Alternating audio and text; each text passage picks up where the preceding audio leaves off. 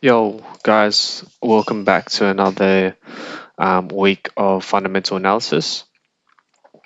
We skipped last week. I was still in Japan doing my thing, so I did sort of track everything myself, but I didn't record a video just because of time and things like that. So let me go through a couple trades right now that we have taken. So just opening up my journal. So we did have two losses from last week that I wanted to go through. So we did take a loss on oil and US 30. We'll go through both of them right now. So they were both valid trades. I'm not concerned with both of them. It sucks losing, but they both made sense fundamentally. They both made sense technically as well. So just to let you guys know, with both oil and gold, why I took long positions on both markets.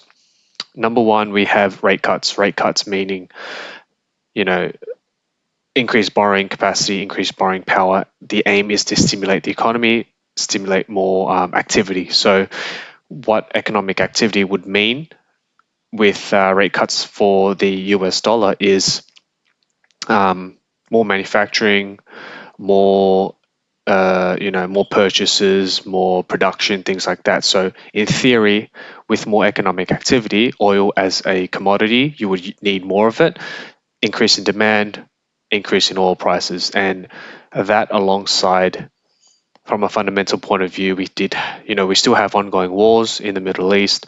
We have the US election coming up, which might affect some of these prices and borrowing and, policies regarding, the US economy. So everything made sense to long oil. I still am fundamentally biased long with oil right now. So that was the backing for that. And then on the flip side, for US 30 rate cuts, stimulating economy, stocks going up as a byproduct of productivity. Again, same sort of concept. So let's have a look technically what happened with oil. We had this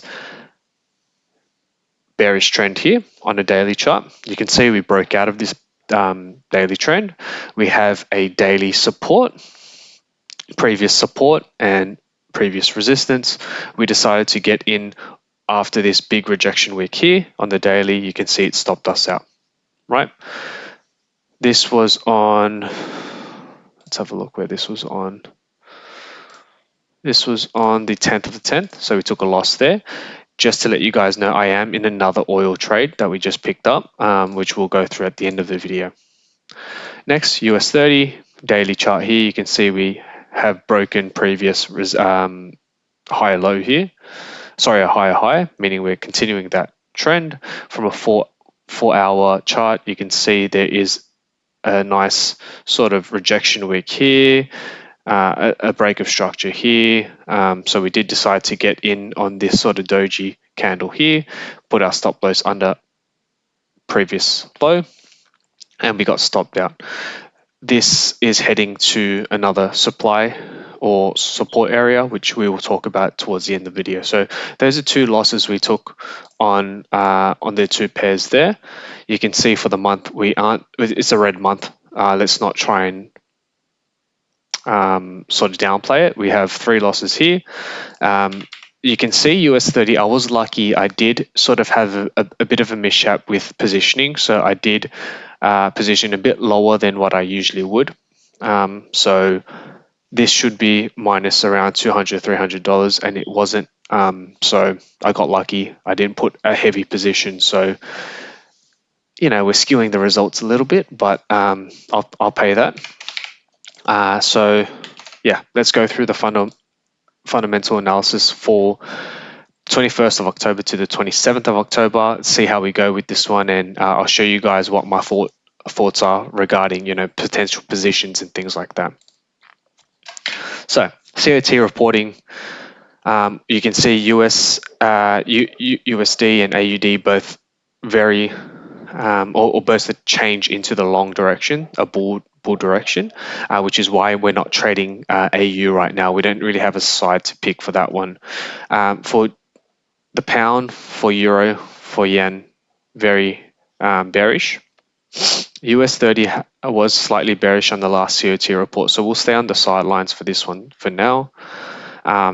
Slight bullish increase in silver as well. No change in the US data that we're sort of collecting. I don't have an Aussie one that I've finished up yet, but that will be coming in the future.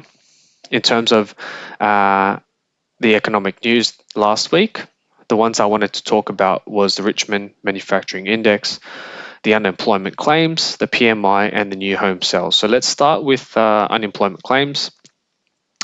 The number of Americans filing for unemployment benefits fell last week, which is a good sign. But the total number of those collecting benefits rose to the highest point or highest level in almost 3 years. So you can see, even though for unemployment claims we do have a hotter or cooler, like a bullish USD reading, so less than anticipated, it's still the highest level in almost 3 years. So it's not really good news, you know what I mean? So in terms of that being green, I just disregarded that entirely. Flash manufacturing and services PMI, we did have sort of a neutral reading, but I did read into what the summary for the PMI statement was, and it did state that companies anticipate greater stability and certainty post-election. So the biggest thing I want to take away from the PMI sort of summary is, we're always trading in terms of economic news. We're never trading the actual result. We're trading the anticipation and the agenda, the bias. So, with companies anticipating greater stability, we can see it's very rosy. People are expecting better conditions, and that expectation and not the actual numbers is what I'm trading off of. So the sentiment essentially. So I still believe the US dollar is bullish, which is why I'm still happy to go long things like the indices, things like oil with economic activity in the US. Another thing to add, just with my sort of story, my storyline, my bias into that bullish territory, is new home sales. And new housing has been the highest since May last year. And this was due to the decline in mortgage rates. So it's the decline in mortgage rates, essentially meaning rate cuts, is coming into effect now, doing its thing, at least from that one reading, right? You can also see durable goods hotter than expected, which is again backing ourselves up in terms of the rate cuts stimulating the economy, US economy doing better than expected. Now, this is something I wanted to highlight as well, was the Richmond Index, Manufacturing Index. You can see for the last 1, 2, 3, 4 months, we were always cooler than expected. The expected negative, let's say -1, -2, boom, we shot down almost double. Again here, almost double. So you can see this is the first month in the last 1, 2, 3, 4, 5 months that the forecasted was actually better than expected. So just to let you guys know, manufacturing index 0 is here, above 0 is better. We're still under 0, but again, it's an improvement, right? There's a quote here: the futures index for shipment and new orders both increased further into positive territory, suggesting firms expecting further improvements in the next 6 months. So again, that sentiment better than expected, which is good for whatever we're trading. No change in any of these graphs, so we can skip all of them. Next week's data is pretty huge. We got JOLTS, job openings. We have CPI for Aussie. We have PCE, NFP as well. So very big news. Start of the month, start of November.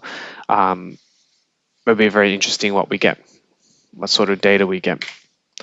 So in terms of a summary, in terms of my biases, gold, still with this sentiment in the sense that although we do have rate cuts and that being bullish for gold, it's still, oil and indices, for me personally, I find are better trades at the moment with the economy doing better than expected. Oil, still with that same sentiment, we're going to leave that there.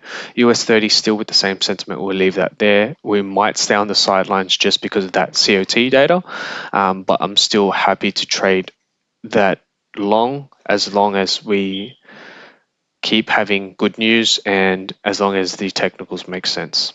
And then AU still with the sentiment, both Aussie and USD is, both quite bullish. So we're not going to have one side favoring over the other. Okay. So if we're going to what's currently happening, you can see USD index still very bullish. We're just going to continue or to track that to the upside. We'll see how it goes next week with NFP. Gold is still going on a nice tear. Not really confident to trade gold because of, like I said, there's better trades to take from a fundamental point of view, but quite a nice charts to look at. We might place that there, see if the chart does come back to that area there. Oil is the trade I'm in, so we have a nice daily support here. Again, this is a break of this structure here. We have retracement into between that 50 to 75%. Switch to the 4-hourly chart. We had a break of this support here, turn resistance. You can see it has entered that 50%. So, we decide to get in this position here after this break, have a big stop loss. We'll see how oil goes. This is the second attempt at oil. US 30 is quite nice. We are reaching this support area here. Potential trade, but because I'm still in this oil trade and it's not, we haven't moved the stop to break even yet, I'm not trading anything else. We'll keep that there. And then AU still on its sort of sell-off. Again, no biases here, so we might mark here as a nice support area. But like I said, we're not trading anything here for now. That's it for the week, guys. I will see you guys next week.